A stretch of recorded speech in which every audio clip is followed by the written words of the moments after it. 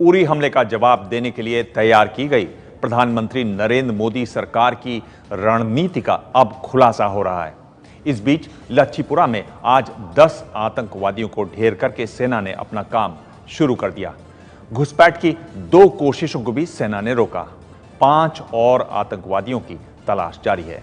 सेना ने अपने स्टैंडर्ड ऑपरेशन प्रोसीजर में भी बड़े बदलाव की तैयारी शुरू कर दी है।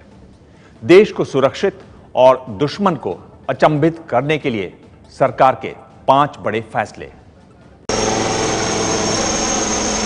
पूरा देश गुस्से में उबल रहा है।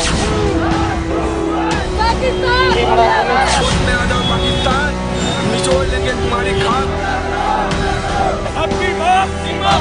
सरकार की कार्रवाई क्या है ये हमको एक बार दिखनी चाहिए। प्रधानमंत्री का सीना नहीं सूख रहा है, प्रधानमंत्री का सीना गुस्से से बड़ा हुआ है, ये दिखेगा।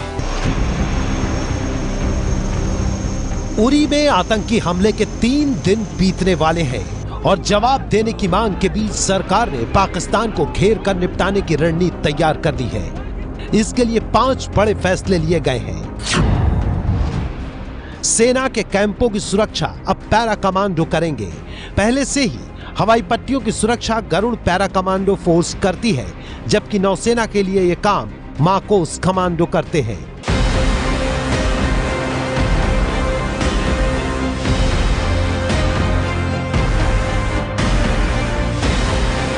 भारतीय सेना की क्रीम माने जाने वाले पैरा कमांडो की ट्रेनिंग दुनिया की सबसे लंबी और मुश्किल ट्रेनिंग होती है।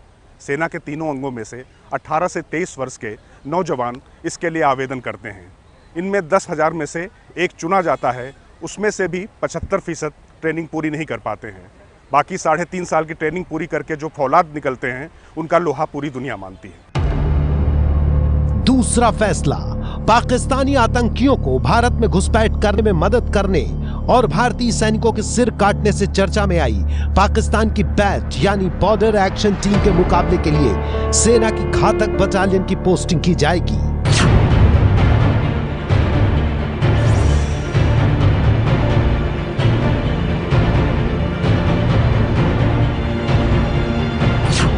घातक बटालियन सेना में स्पेशल फोर्स है, लेकिन ये एसपीजी, एनएसजी या फोर्स 1 की तरह अलग विंग नहीं है, बल्कि हर बटालियन से कुछ जवानों को लेकर कमांडो की तरह ट्रेनिंग देकर घातक का गठन किया जाता है। करगिल पर कब्जे के लिए सबसे पहले घातक के ही दस्ते को भेजा गया था। तीसरा फैसला, एलओसी और बॉर्डर की निगरानी के लिए ज्यादा सुरक्षा बलों की तैनाती। चौथा फैसला, पूरी एलओसी की निगरानी के लिए अब सेना ड्रोन का प्रयोग करेगी। अभी तक केवल कुछ इलाकों तक ही यह प्रयोग सीमित है। पांचवा फैसला, उरी जैसे हमलों को अंजाम देने के लिए सीमा पार से आए आतंकियों के खात्मे के लिए सेना का सफाई अभियान शुरू। केंद्र सरकार ने सुरक्षा एजेंसियों को अलग अलग स्तर पर कार्रवाई करने के निर्देश दिए हैं। जम्मू कश्मीर में घुसपैठ करने वाले आतंकियों के मॉड्यूल को खत्म करने के लिए सरकार एक बड़ा अभियान चलाने वाली है और इसके लिए राज्य सरकार को भरोसे में लेने के लिए केंद्रीय गृह सचिव राजीव महर्षि को केंद्र सरकार का दूत बनाकर श्रीनगर भेजा गया है, जिन्होंने ऑपरेशन कैसे चले इस बात की जानकारी राज्य की मुख्यमंत्री और राज्यपाल से मिलकर दी है। दरअसल जम्मू कश्मीर में ऑपरेशन यूनिफाइड कमांड के तहत चलता है, जिसमें सेना, पैरामिलिट्री फोर्स और राज्य की पुलिस मिलकर काम करती है और इस यूनिफाइड कमांड की मुखिया राज्य की मुख्यमंत्री हैं। हमारी गवर्नमेंट ने जो कदम अभी तक उठाए हैं उसमें सही कदम लिए हैं। हम कोशिश यही करेंगे कि जो भी एक्शन लेना है place and time of our own choosing होनी चाहिए, ना कि किसी के दबाव में आके करना चाहिए। सेना ऑपरेशन और निगरानी के लिए इसरो से सैटेलाइट इमेजरी की मदद भी ले रही है। सेना को पाकिस्तान से होने वाली किसी भी कार्रवाई के जवाब में किसी भी सीमा तक जाने के निर्देश दिए गए हैं। वहीं कांग्रेस उपाध्यक्ष राहुल गांधी ने पीएम मोदी पर बड़ा हमला बोला है। राहुल ने कहा कि इवेंट मैनेजमेंट से लड़ाइयां नहीं जीती जाती। नरेंद्र मोदी जी इवेंट मैनेजमेंट की बात करते हैं, ये लड़ाइयां इवेंट मैनेजमेंट से नहीं होती हैं। एनडीए के पास कश्मीर के लिए कोई स्ट्रेटेजी नहीं है। राहुल गांधी जी की चर्चा कम और खाट की चर्चा ज्यादा हो रही है, तो स्वाभाविक रूप से आज कांग्रेस पार्टी और राहुल गांधी जी किस प्रकार से इवेंट मैनेजमेंट का सहारा ले रहे हैं वो हम सब देख रहे हैं, और इस प्रकार का अपरिपक्व बयानबाजी ना करें। वहीं एनआईए ने उरी हमले की जांच शुरू करते हुए देश के खिलाफ युद्ध छेड़ने का मामला दर्ज किया है। एनआईए ने सेना से सबूत कब्जे में ले लिए हैं। एनआईए आतंकियों से बरामद जीपीएस की फॉरेंसिक जांच के लिए अमेरिका की मदद लेगा। जीपीएस की जांच से पता लगेगा कि आतंकी पाकिस्तान में कहां से चले और घुसपैठ कहां से हुई और कब घुसपैठ हुई। इतना ही नहीं, एनआईए पहली बार नेशनल रिमोट सेंसिंग सैटेलाइट की मदद लेगा।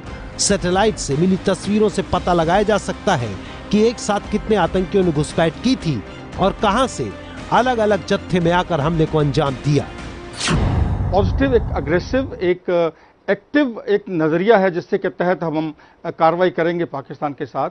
और जो पहले हमारे को जिस प्रकार से हमारे पे वार किए जाते थे, हमारा खून बहाया जाता था, वो भी बंद हो जाएगा, क्योंकि कार्रवाई जो है वो भारत की तरफ से भी होगी और यकीनन ये कार्रवाई बड़ी एक नेशनल जो तजवीज़ है उसके तहत होगी। दिल्ली से राजन सिंह के साथ राजकिशोर की रिपोर्ट। इसके अलावा कूटनीतिक तौर पर पाकिस्तान को अलग थलग करने की कोशिशें तेज हो गई हैं। पाकिस्तान में 9 और 10 नवंबर को होने वाले सार्क सम्मेलन का सामूहिक बहिष्कार करने के लिए भारतीय कूटनीतिक टीमें संबंधित देशों से संपर्क में हैं।